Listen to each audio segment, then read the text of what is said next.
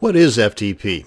Well, FTP is short for File Transfer Protocol. And as we can see here, there's a whole lot of information here about File Transfer Protocol. Now, if you're familiar with working on the internet at all, you're more than likely familiar with a different protocol, and that's the HTTP.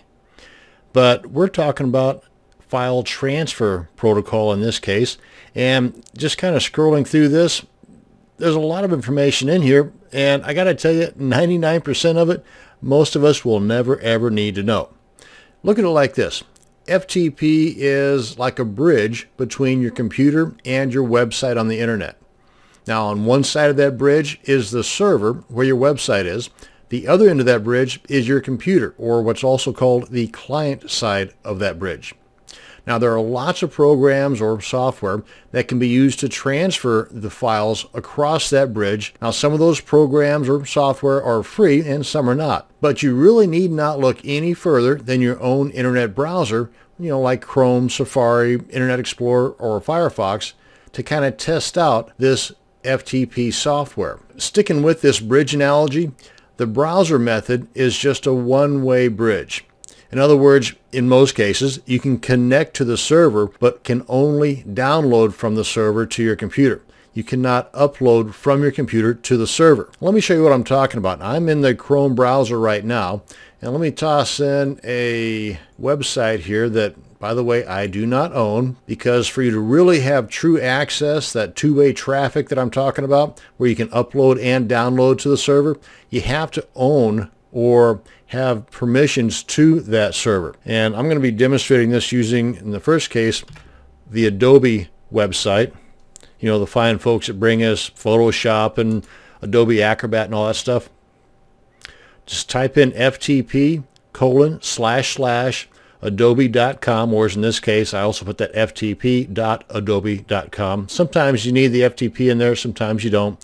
But to use your browser, you have to have the prefix FTP://. And as you can see, I'm in the index of the adobe.com website, and I have access to these files here, but I do not have access to upload to their server. Now, in order for you to own and have that two-way connection, meaning being able to both upload and download from the server, you're going to need a username and password to that server. That username and password is sent to you when you purchase a web hosting package from a company like HostGator, HostMonster, Lunar Pages, or Bluehost, or actually there are a ton of hosting companies to choose from, but hey, that is a video for another day. Another FTP tool is your own computer's Windows Explorer. That is, of course, if you're using a Windows operating system and you have already purchased that web hosting package I mentioned and received your username and password. Just open up your Windows Explorer, and in the address bar, here, let me just show you what I'm talking about. Right up here in the address bar,